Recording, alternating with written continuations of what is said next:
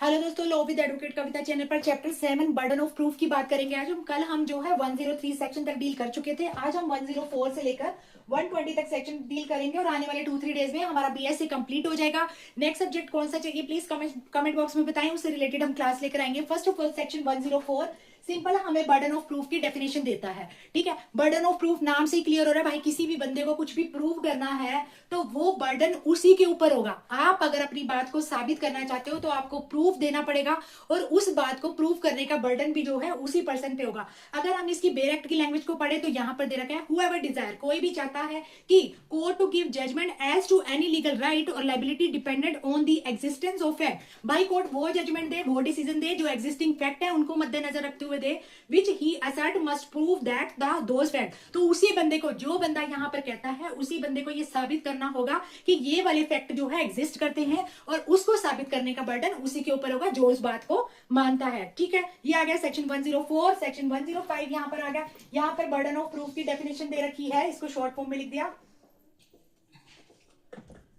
Burden of proof की definition 105 हमें कहता है on whom burden of proof line. Simple सी बात है, यानी जिसके आगे मान लो कोई भी बंदा है, कोर्ट में केस चल रहा है, एक केस जो है किसी दूसरे बंदे के अगेंस्ट चल रहा है और वो चाहता है कि जो उसके एग्जिस्टिंग फैक्ट है, यानी जो या तो उसको पता है, कोर्ट उसके अकॉर्डिंग जजमेंट दे, तो क्या करेगा, उसी बंदे पे बर्डन ऑफ प्रूफ होगा। यानी जिसके अगेंस्ट केस बन रहा है वही बंदा अपने डिफेंस में सबूत लाएगा, अपने एग्जिस्टिंग फैक्ट को प्रूव करेगा। तो किसके ऊपर बर्डन ऑफ प्रूफ लाइट, जो बंदा चाहता है किसी भी सूट ऑफ प्रोसीडिंग में कि दिए गए एविडेंस को माना जाए तो उसको प्रूव करने का राइट भी, सॉरी बर्डन भी उसी के ऊपर होगा। अब आइए सेक्शन 106 पे। 106 हमें कहता है किसी भी पर्टिकुलर फैक्ट से रिलेटेड बर्डन ऑफ प्रूफ किसके ऊपर होगा, पर्टिकुलर फैक्ट से रिलेटेड बर्डन ऑफ प्रूफ किसके ऊपर होगा। तो यहाँ पर दे रखा है कि जो चाहता है कि कोर्ट इस बात को सच माने, जब तक वो फैक्ट किसी और से रिलेटेड ना हो तब तक जो बंदा चाहता है कि कोर्ट इस बात को, मान लो कोई भी पर्टिकुलर फैक्ट है और पर्सन ये चाहता है कि कोर्ट इस पे रिलाई करे, ठीक है, तो बर्डन ऑफ प्रूफ किस पे रहेगा, इसी पे रहेगा, क्योंकि जो चाहता है कोर्ट इस पे रिलाई करे तो बर्डन ऑफ प्रूफ इसी पे रहेगा। तब तक रहेगा जब तक वो फैक्ट किसी और बंदे से रिलेटेड ना हो। अगर किसी और बंदे से रिलेटेड है तो बर्डन ऑफ प्रूफ उस पर क्या हो जाएगा, शिफ्ट हो जाएगा। अब आइए सेक्शन 107 के ऊपर। 107 हमें क्या बताता है, सेक्शन 107 हमें बताता है कि burden of proving fact to be proved to make evidence admissible.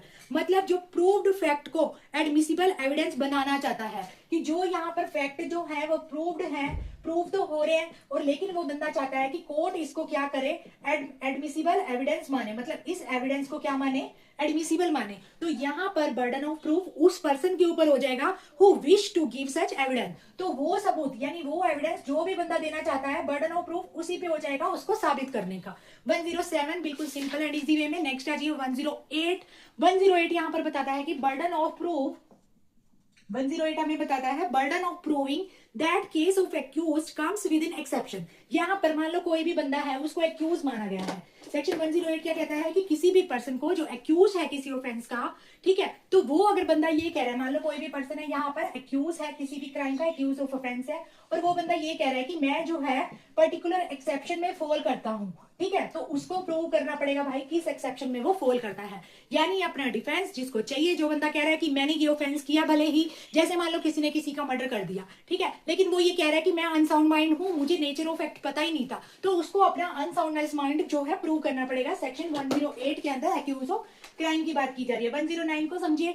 109 burden of proving fact specially with in knowledge. जिस बंदे को किसी पर्टिकुलर फैक्ट की नॉलेज है और वो ये कहता है कि हाँ मुझे इस बारे में नॉलेज थी, knowledge related fact. Section 109 knowledge related fact, अगर बंदे को लगता है मुझे इस बात की नॉलेज है और वो कोर्ट में ये बात कहता है तो उसको अपनी नॉलेज का क्या करना पड़ेगा, साक्ष्य देना पड़ेगा। उसे क्या करना पड़ेगा, साक्ष्य देना पड़ेगा। 110 के अंदर burden of proving death of person known to have been alive within 30 years. मान लो 110 और 111 सेम ही है, यहाँ पर 30 ईयर वाले पर्सन की बात की जा रही है और यहाँ पर जो है 7 ईयर वाले पर्सन की बात की जा रही है। क्या कह रहे हैं यहाँ पर कि मान लो कोई भी बंदा 30 साल तक तो जीवित था, अब वो मर गया है, और जो बंदा इस बात को अफर्म कर रहा है, जो बंदा ये कह रहा है कि हाँ अब वो बंदा डेड है, तो दोनों ही केसेस में बर्डन ऑफ प्रूफ उस पर चला जाएगा। भाई प्रूव कर अगर वो मर गया है, और 7 साल से अगर किसी का आता पता नहीं है, 7 साल तक तो आता पता था लेकिन 7 साल से उसका पता नहीं है, तो जो भी पर्सन इस बात को अफर्म करता है कि वो अलाइव है या वो डेड है, तो उसको जो है बर्डन ऑफ प्रूफ उस पर क्या हो जाएगा, शिफ्ट हो जाएगा। 112 पे आ जाइए।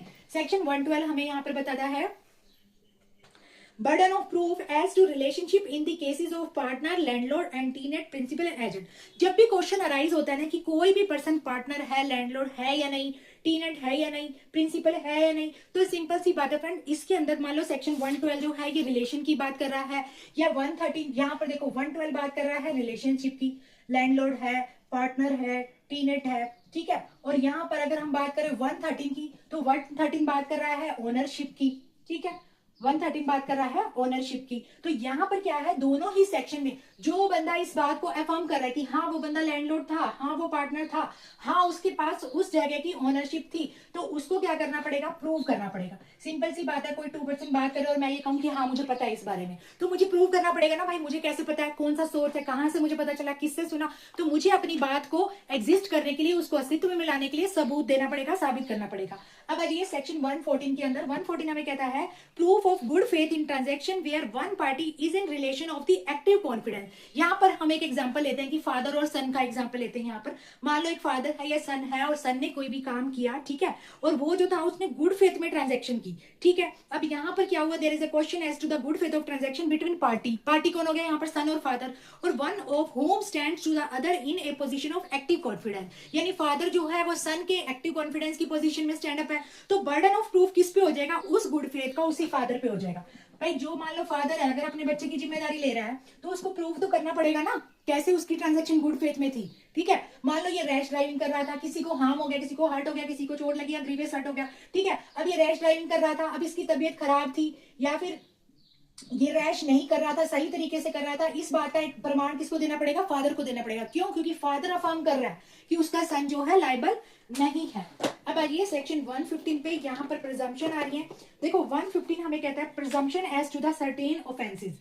अब यहाँ पर कौन कौन से सर्टेन ऑफेंस है, एक ही लाइन में आपको समझाती हूँ कि बीएनएस यानी भारतीय न्याय संहिता के ऑफेंस सेक्शन नंबर 147, 48, 149, 150, या फिर क्रिमिनल कॉन्स्पिरेसी से related section, attempt abetment of offence के 149 या 150 से रिलेटेड अगर कोई भी ऑफेंस है, ऐसे सभी ऑफेंस में कोर्ट क्या करेगी, शैल प्रिज्यूम करेगी कि इस बंदे ने ये ऑफेंस किया है। तब तक करेगी जब तक उसके विरोध में, उसके मतलब उसको डिस्प्रूव करने के लिए कोई भी एविडेंस नहीं होता, ठीक है। जैसे मान लो कोई भी एरिया डिस्टर्ब्ड एरिया था, वहां पर बंदे ने जो है ऐसा ये जो इन बीएस से रिलेटेड कोई भी ऑफेंस किया, तो कोर्ट शैल प्रिज्यूम करेगी हाँ उस बंदे ने ये ऑफेंस किया है।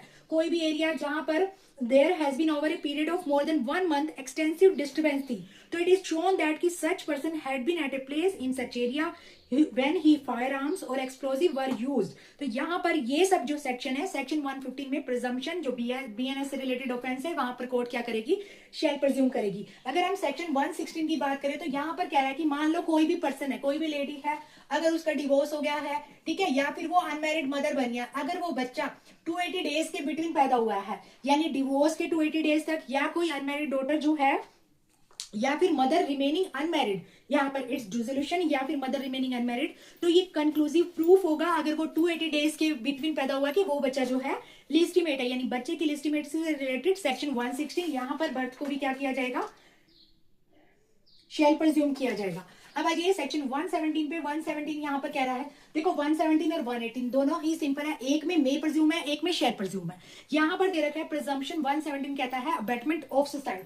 मान लो कोई मैरिड वुमेन है और उसने क्या किया, अबेटमेंट ऑफ सुसाइड का अगर कोई भी ऑफेंस है, married women abetment of suicide का ऑफेंस है, तो कोर्ट यहाँ पर मे प्रिज्यूम करेगी, क्या मे प्रिज्यूम करेगी कि उसके हस्बैंड ने या उसके रिलेटिव ने अबेटेड किया होगा, अगर वो ऑफेंस वो शादी के 7 साल के दौरान करती है। तो अगर कोई वुमेन शादी के 7 साल के दौरान अगर सुसाइड करने की कोशिश करती है, तो कोर्ट मे प्रिज्यूम करेगी कि उसके हस्बैंड ने या उसके रिलेटिव ने क्या किया होगा, उसको यहाँ पर अबेटेड किया होगा, या फिर उसके साथ क्रूएलिटी की होगी। और अगर हम वही बात करें सेक्शन 180 की, जहां पर डॉगरी डेथ की बात हो रही है, तो यहाँ पर कोर्ट क्या करेगी, शेल प्रिज्यूम करेगी। डॉगरी डेथ के केस में जहां पर क्वेश्चन अराइज होता है कि एक person has committed the dowry death of a woman before her death, उसके साथ क्रूएलिटी की गई थी, उसको हरासमेंट किया गया था, डिमांड ऑफ डॉगरी की गई होगी, ये सबको फैक्ट कोर्ट क्या करेगी, शेल प्रिज्यूम करेगी। वहीं अगर हम सेक्शन 119 की बात करें, सेक्शन 119 हमारा क्या कहता है कि कोर्ट मे प्रिज्यूम करेगी किसको, ऐसे fact which it thinks likely to have happened या है to the common course of natural events, या ह्यूमन कंडक्ट या पब्लिक या प्राइवेट बिजनेस की बात करती है इन पर्टिकुलर केसेस से रिलेटेड। कौन कौन से केसेस दे रखे हैं, मान लो कोई common course of natural event की बात हो रही है, कोई पब्लिक या प्राइवेट बिजनेस की इवेंट की बात हो रही है, कोई ह्यूमन कंडक्ट की बात हो रही है, तो कोर्ट इनको क्या करेगी, यहाँ पर शैल प्रिज्यूम करेगी। और court shall also have regard to such fact in considering कि वेदर सच मैक्सिम डू और don't apply to the particular case. अब यहाँ पर देखो बहुत सारी इलिस्ट्रेशन दे रखी है सेक्शन 119 के अंदर। यहाँ पर क्या रहा है इलिस्ट्रेशन, आप इसको रीड कर सकते हो, सिंपल है, लेकिन एक मैं बता, जैसे एक शॉपकीपर है, हैज इन हिज बिल, उसने मार्क कर दिया rupee soon after it was stolen, उसने एक जो है बिल को मार्क किया और उसके बाद वो क्या हो गया, चोरी हो गया। And can not account for it possession speciality, कोई उसकी जिम्मेदारी नहीं ले रहा, तो but is continually receiving rupee in the course of business, लेकिन ये कोर्स ऑफ बिजनेस में क्या हो रहे थे, कंटिन्यू रिसीव हो रहे थे। तो यहाँ पर कोर्ट क्या करेगा, मे प्रिज्यूम करेगा, क्योंकि ये क्या है, बिजनेस ट्रांजेक्शन है। वहीं अगर हम बात करें सेक्शन 120 की, सेक्शन 120 ये कहता है presumption as to the absence of consent in certain prosecution for rape, यानी कोई भी रेप विक्टिम है, ठीक है, और उसने कंसेंट दी थी या नहीं दी थी, कोर्ट इस बात को शेयर प्रिज्यूम करेगी कि उसकी कंसेंट नहीं थी, अगर कोई भी रेप विक्टिम है या फिर कोई भी वुमेन अगेंस्ट क्राइम है, ठीक है, किसी वुमेन से रिलेटेड, गर्ल से रिलेटेड, ये सब, ठीक है। तो मिलते हैं नेक्स्ट वीडियो में फर्दर सेक्शंस के साथ, बहुत ही जल्द BS खत्म होने वाले, प्लीज कमेंट बॉक्स में बताइए नेक्स्ट क्लास कौन से सब्जेक्ट की होनी चाहिए। मिलते हैं नेक्स्ट वीडियो में, बाय बाय, थैंक यू।